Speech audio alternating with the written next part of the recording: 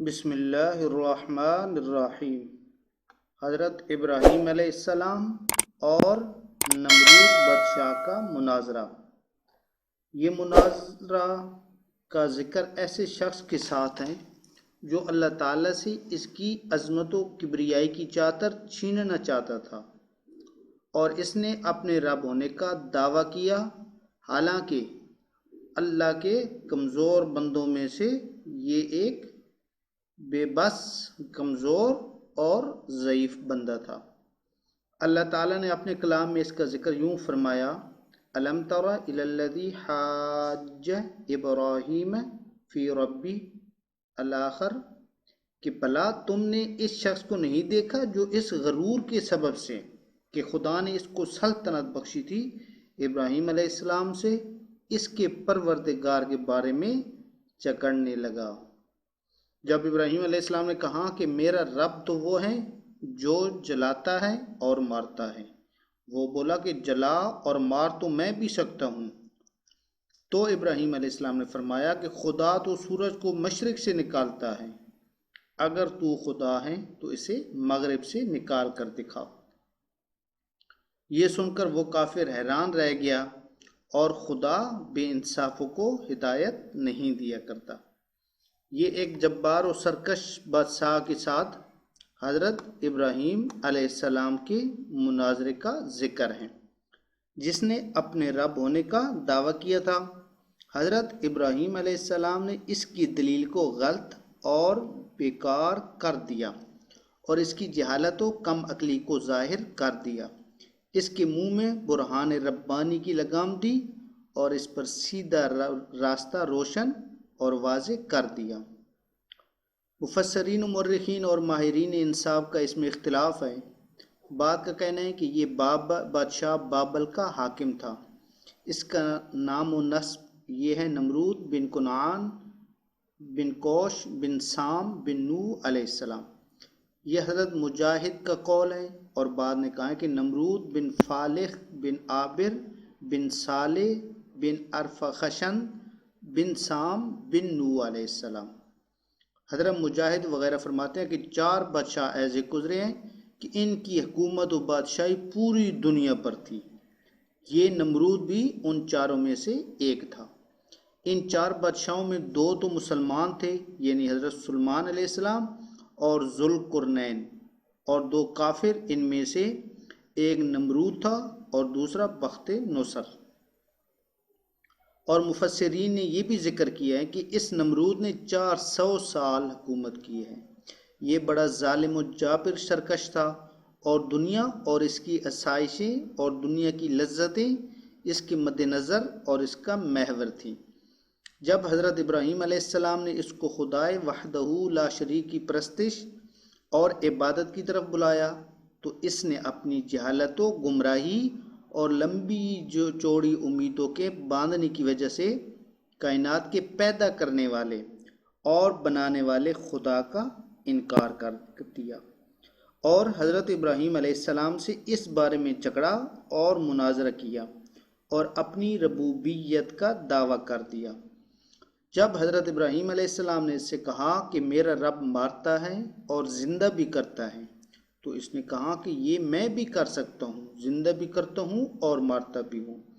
پھر اس دلیل کی تشریح کے طور پر قتادہ، سیدی محمد بن اسحاق وغیرہ نے یہ نقل کیا کہ اس نے 2 آدمی بلوائے جن کے قتل کا فیصلہ ہو چکا تھا۔ اس نے ایک کو قتل کرنے کا حکم دیا اور ایک کو معاف کر دیا، گویا اس نے ایک کو زندہ کر دیا اور ایک کو مار دیا۔ لیکن اس کا یہ عمل حضرت ابراہیم علیہ السلام کی بات کے مقابل اور معارض نہ تھا۔ یہ تو باعث و مناظرے سے ایک الگ چیز تھی، بلکہ یہ دھوکہ اور اصل بحث سے بھاگنا تھا۔ حضرت ابراہیم علیہ السلام نے تو روز مرہ کے مشاہدات اور حیوانات و انسان کو پیدا کرنے اور ان کو مارنے اور زندہ کرنے والے خالق و مالک کے وجود پر دلیل لی تھی، اور واقعتاً ایک کرنے والے کے وجود پر دلیل ہے، کیونکہ یہ سب کسی پیدا کرنے والے کے بغیر وجود میں نہیں آ سکتے۔ ان کا کوئی ایسا کرنے والا تسلیم کرنا پڑے گا جو ان کا پیدا کرنے والا اور بنانے والا ہے، اور وہ اس کے حکم کے تابع ہیں، اور اسی نے ستاروں، بادلوں، ہواؤں، چاند و سورج اور بارش کو کام میں لگا رکھا ہے، جس نے تمام حیوانات اور نظر آنے والی تمام اشیاء پیدا کی، پھر وہ ان حیوانات کو مارتا ہے۔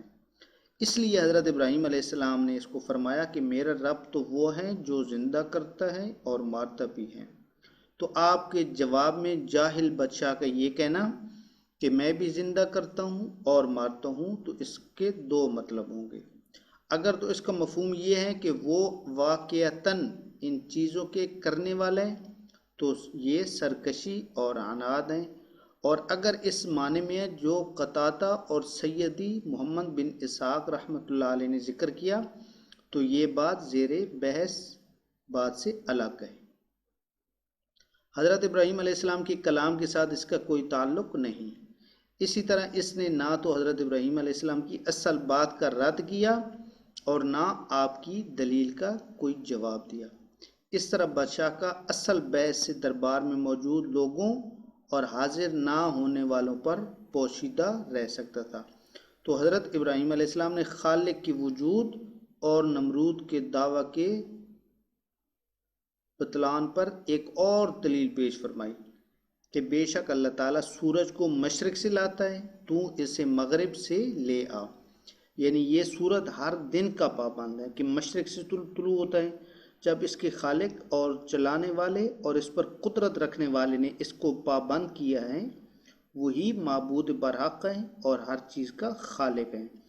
اگر تو زندہ کرتا اور مارتا ہے جیسے کہ تو دعویٰ کرتا ہے، تو پھر تو اس سورج کو مغرب سے لا کر دکھا، کیونکہ زندہ کرنے اور مارنے والا جو چاہتا ہے کرتا ہے، اس کو کسی بھی کام سے کوئی نہیں روک سکتا، وہ کسی سے مغلوب نہیں ہو سکتا، وہی ہر چیز پر غالب اور ہر چیز اس کی مشیت و ارادے کی پابند ہے۔ اگر تو اپنی بات میں سچا ہے تو جو میں کہہ رہا ہوں اسے کر کے دکھا، اگر تو یہ نہ کر سکا تو پھر تو ایسا نہیں کہ جیسا تیرا گمان اور دعویٰ ہے۔ اصل میں ظاہر بات یہ ہے کہ تو خود اور تیرے سوا ہر شخص جانتا ہے کہ تو اس میں سے کسی چیز پر قدرت نہیں رکھتا، بلکہ تو ایک چھوٹی سی مخلوق، ایک مچھر کے بنانے پر بھی تجھے قدرت نہیں، اور اگر تجھے وہ مچھر کوئی تکلیف دے تو اس سے اپنا بدلہ بھی نہیں لے سکتا۔ تو ابراہیم علیہ السلام نے نمرود کی گمراہی، جہالت، کم عقلی اور اس کا جھوٹ بولنا واضح کیا، اس کے عقیدے اور دعوے کو باطل قرار دیا، اور اس کی جاہل قوم درباریوں کے سامنے اس کے فخر و غرور کا پردہ چاک کیا۔ اس لیے وہ حضرت ابراہیم علیہ السلام کو کوئی جواب نہ دے سکا اور بالکل خاموش ہو گیا، جیسا کہ اللہ تعالیٰ نے اپنے پاک کلام میں اس کا ذکر فرمایا، فَبُہِتَ الَّذِي كَفَرَ وَاللَّهُ لَا يَهْدِي الْقَوْمَ الظَّالِمِينَ، بس وہ کافر مبہوت ہو کر رہ گیا اور اللہ ظالم قوم کو ہدایت نہیں دیتا۔ حضرت صدی رحمۃ اللہ علیہ نے بیان کیا کہ ابراہیم علیہ السلام جس دن آگ سے نکل کر باہر آئے تو نمرود سے سب سے پہلی ملاقات اسی دن ہوئی، اور یہ گفتگو صرف ان دنوں کے درمیان تھی۔ عبد الرزاق صاحب منصف نے بواسطہ معمر زید بن اسلم سے ذکر کیا کہ نمرود کے پاس غلہ تھا اور لوگ وفد کی صورت میں اس کے پاس غلہ حاصل کرنے کے لیے پہنچ رہے تھے، اور ابراہیم علیہ السلام بھی اسی غلہ کے لیے وہاں پہنچے۔ اس سے پہلے آپ کی نمرود کے ساتھ ملاقات نہیں ہوئی تھی۔ پھر ابراہیم علیہ السلام اور نمرود کے درمیان مناظرہ ہوا تو اس نے سب لوگوں کو غلہ دیا اور ابراہیم علیہ السلام کو غلہ نہ دیا، اور آپ غلہ کے بغیر واپس لوٹے۔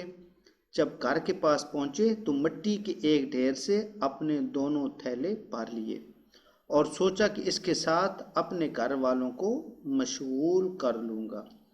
جب گھر پہنچے تو سواری سے پالان اتار کر اور ٹیک لگا کر سو گئے۔ آپ کی اہلیہ نے دونوں بوریوں کو دیکھا کہ وہ بہترین غلے سے بھرے ہوئے ہیں، تو انہوں نے اس سے کھانا تیار کیا۔ آپ جب نیند سے بیدار ہوئے تو دیکھا کہ کھانا تیار ہے، تو دریافت فرمایا کہ یہ کہاں سے آیا ہے؟ تو آپ کی اہلیہ نے جواب دیا کہ یہ اسی سے نکالا ہے جو آپ لائے ہیں۔ تو حضرت ابراہیم علیہ السلام سمجھ گئے کہ یہ رزق اللہ تعالیٰ نے عنایت فرمایا ہے۔ حضرت زید بن اسلم رحمۃ اللہ علیہ فرماتے ہیں کہ اللہ تعالیٰ نے اس جابر بادشاہ کی طرف ایک فرشتہ بھیجا جو اس کو اللہ پر ایمان لانے کا حکم دے، تو اس نے انکار کیا۔